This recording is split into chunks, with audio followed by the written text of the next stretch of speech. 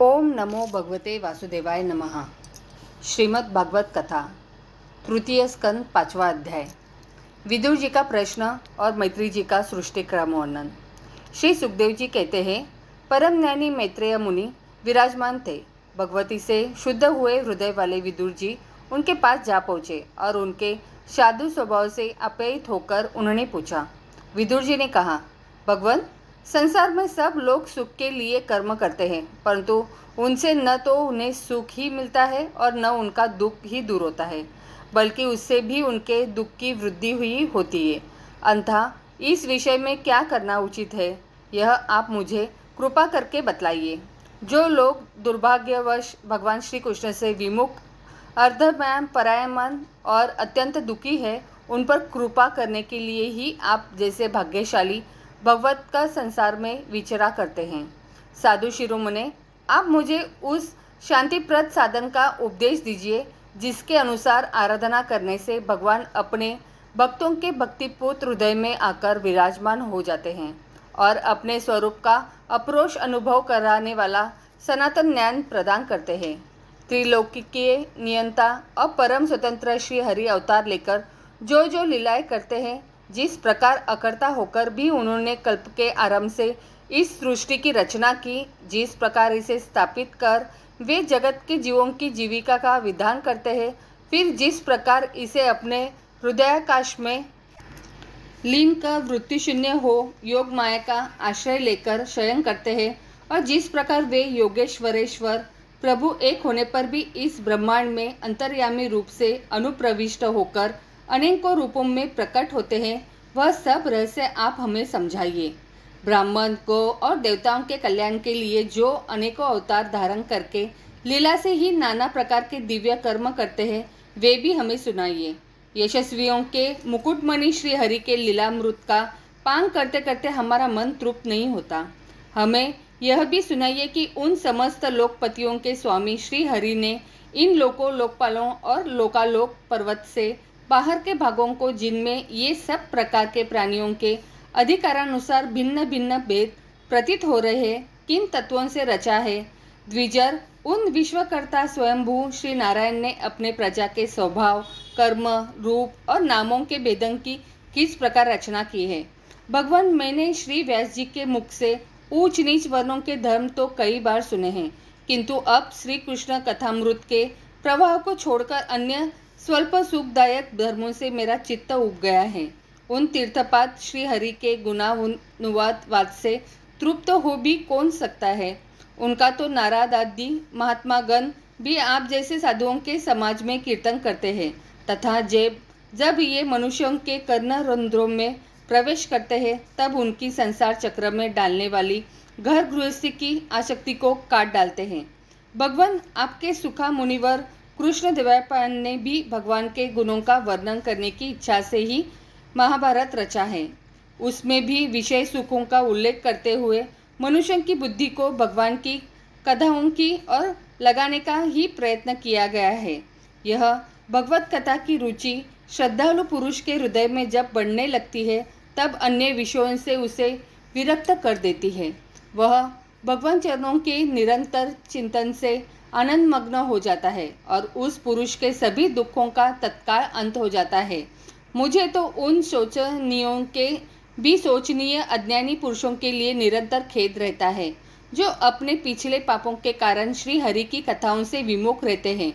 हाय, कल भगवान उनके अमूल्य जीवन को काट रहे और वे वाणी, देह और मन से व्यर्थ वाद विवाद, व्यर्थ चेष्टा और व्यर्थ चिंतन में लगे रहते हैं। मैत्रेय जी, आप दिनों पर कृपा करने वाले हैं। अंता बोहरा जैसे फूलों में से रस निकाल लेता है, उसी प्रकार इन लौकिक कथाओं में से इनकी सारभूता परम कल्याणकारी पवित्र कीर्ति श्री हरि की कथाएं छांटकर हमारे कल्याण के लिए सुनाइए।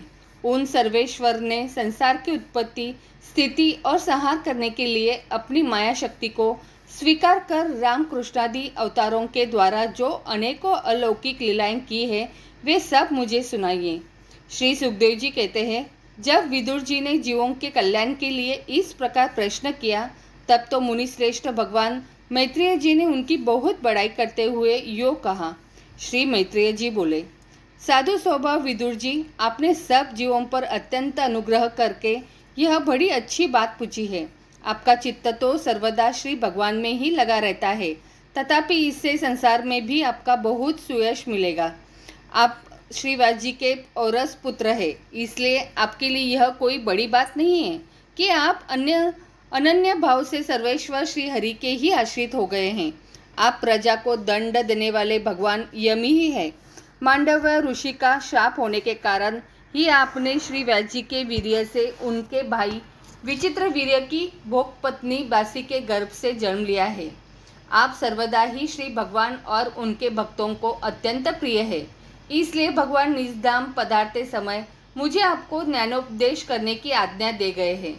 इसलिए अब मैं जगत की उत्पत्ति, स्थिति और लय के लिए योग माया के द्वारा विस्तारित हुई भगवान की विभिन्न लीलाओं का क्रमशः वर्णन करता हूँ। सृष्टि रचना के पूर्व समस्त आत्माओं के आत्मा एक पूर्ण परमात्मा ही थे, न दृष्टा था न दृश्य। सृष्टि काल में अनेक वृत्तियों के भेद से जो अनेकता दिखाई पड़ती है वह भी वही थे, क्योंकि उनकी इच्छा अकेले रहने की थी। वे ही दृष्टा होकर देखने लगे, परंतु उन्हें दृश्य दिखाई नहीं पड़ा, क्योंकि उस समय वे ही अद्वितीय रूप से प्रकाशित हो रहे थे। ऐसी अवस्था में वे अपने को असत के समान समझने लगे। वस्तुतः वे असत नहीं थे, क्योंकि उनकी शक्तियां ही सोई थी, उनके ज्ञान का लोप नहीं हुआ था। यह दृष्टा और दृश्य का अनुसंधान करने वाली शक्ति ही कार्य कारण रूपा माया है। महाभाग विदुर जी, इस भावाभाव रूप अनिर्वचनीय माया के द्वारा ही भगवान से इस विश्व का निर्माण किया है। काल भक्ति से जब यह त्रिगुणमयी माया श्लोक का प्राप्त हुई, तब उन इंद्रियातीत चिन्मय परमात्मा ने अपने अंश पुरुष रूप से उसमें चिदाभास रूप बीजा स्थापित किया। तब काल की प्रेरणा से उस अव्यक्त माया से महत्व प्रकट हुआ। वह मिथ्या अज्ञान का नाशक होने के कारण विज्ञान स्वरूप और अपने में सूक्ष्म रूप से स्थित प्रपंच की अभिव्यक्ति करने वाला था। फिर चिदाभास गुण और काल के अधीन उस महत्व ने भगवान की दृष्टि पड़ने पर इस विश्व की रचना के लिए अपना रूपांतर किया। महत्व के विकृत होने पर अहंकार की उत्पत्ति हुई, जो कार्य कारण और कर्ता रूप होने के कारण भूत, इंद्रिय और मन का कारण है। वह अहंकार वैकारिक, तेजस और तामस भेद से 3 प्रकार का है। अंततः अहं तत्व में विकार होने पर वैकारिक अहंकार से मन और जिनसे विषयों का ज्ञान होता है वे इंद्रियों के अधिष्ठाता देवता हुए। तेजस अहंकार से ज्ञानेन्द्रिया और कर्मेंद्रिया हुई तथा तामस अहंकार से सूक्ष्म भूतों का कारण शब्द तन्मात्र हुआ और उससे दृष्टांत रूप से आत्मा का बोध कराने वाला आकाश उत्पन्न हुआ। भगवान की दृष्टि जब आकाश पर पड़ी तब उससे फिर काल, माया और चिदाभास के योग से स्पर्श तंत्र मात्र हुआ और उसके विकृत होने पर उससे वायु की उत्पत्ति हुई। अत्यंत बलवान वायु ने आकाश के सहित विकृत होकर रूप तंत्र मात्र की रचना की और उससे संसार का प्रकाशक तेज उत्पन्न हुआ। फिर परमात्मा की दृष्टि पड़ने पर वायुक्त तेज ने काल, माया और चिदंश के योग से विकृत होने पर रस तन्मात्र के कार्य जल को उत्पन्न किया। तदंतर तेज से युक्त जल ने ब्रह्मा का दृष्टिपात होने पर काल, माया और चिदंश के योग से गंधा गुणमयी पृथ्वी को उत्पन्न किया।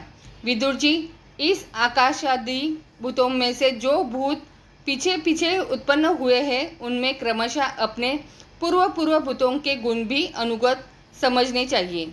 ये महत्वादि के अभिमानी, विकार, विक्षेप और चिंतानाश विशिष्ट देवगण श्री भगवान के ही अंश है, किंतु पृथक पृथक रहने के कारण जब वे विश्व रचना रूप अपने कार्य में सफल नहीं हुए तब हाथ जोड़कर भगवान से कहने लगे। देवताओं ने कहा, देव, हम आपके चरण कमलों की वंदना करते हैं। ये अपनी शरण में आए हुए जीवों का ताप दूर करने के लिए छत्र के समान है तथा इनका आश्रय लेने से यतिजन अनंत संसार दुखों का सुगमता से ही दूर फेंक देते हैं। जगतकर्ता जगदीश्वर इस संसार में ताप पात्र से व्याकुल रहने के कारण जीवों को जरा भी शांति नहीं मिलती। इसलिए भगवान हम आपके चरणों की ज्ञानमयी छाया का आश्रय लेते हैं। मुनिजन एकांत स्थान में रहकर अब आपके मुख कमल का आश्रय लेने वाले वेद मंत्र रूप पक्षियों के द्वारा जिनका अनुसंधान करते रहते हैं तथा जो संपूर्ण पाप नाशिनी नदियों में श्रेष्ठ श्री गंगा जी के उद्गम स्थान है, आपके उन परम पावन पाद पद्मों का हम आश्रय लेते हैं। हम आपके चरण कमलों की उस चौकी का आश्रय ग्रहण करते हैं जिसे भक्तजन श्रद्धा और श्रवण कीर्ति नादारी रूप भक्ति से परिमर्जित अंतकरण में धारण करके वैराग्य पुष्ट ज्ञान के द्वारा परम धीर हो जाते हैं। ईश आपकी संसार की उत्पत्ति स्थिति और संहार के लिए अवतार लेते हैं। अंततः हम सब आपके उन चरण कमलों की शरण लेते हैं जो अपना स्मरण करने वाले भक्तजनों के अभय कर देते हैं।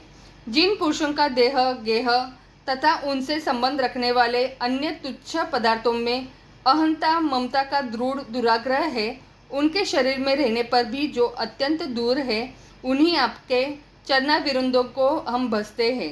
परम यशस्वी परमेश्वर इंद्रियों के विषयाभिमुख रहने के कारण जिनका मन सर्वदा बाहर ही भटकता करता है, वे पामर लोग आपके विलासपूर्ण पाद विन्यास की शोभा के विशेषज्ञ भक्तजनों का दर्शन नहीं कर पाते।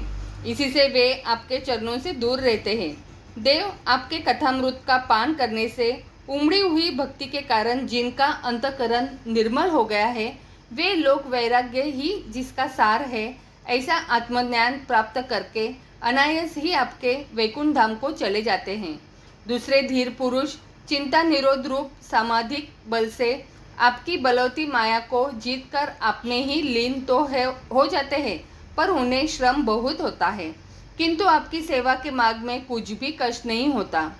आदिदेव, आपने सृष्टि रचना की इच्छा से हमें त्रिगुणमय रचा है, इसलिए विभिन्न स्वभाव वाले होने के कारण हम आपस में मिल नहीं पाते और इसी से आपकी क्रीड़ा के साधन रूप ब्रह्मांड की रचना करके उसे आपको समर्पित करने में असमर्थ हो रहे हैं।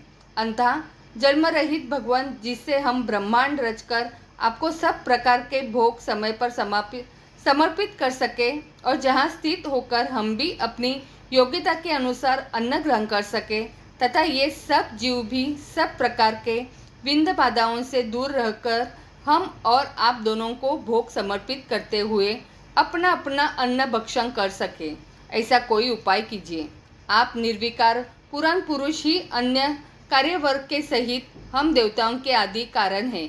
देव, पहले ही आप अजन्मा ही ने सत्वादि गुण और जन्मादि कर्मों की कारण रूपा माया शक्ति में चिदाभास रूप वीर्य स्थापित किया था। परमात्मा देव महत्वदीव रूप हम देवगण जिस कार्य के लिए उत्पन्न हुए हैं उसके संबंध में हम क्या करें। देव, हम पर आप ही अनुग्रह कराने वाले हैं, इसलिए ब्रह्मांड रचना के लिए आप हमें क्रिया शक्ति के सहित अपनी ज्ञान शक्ति भी प्रदान कीजिए। आगे की कथा अगले अध्याय में। तो बोलो प्रेम से राधे राधे।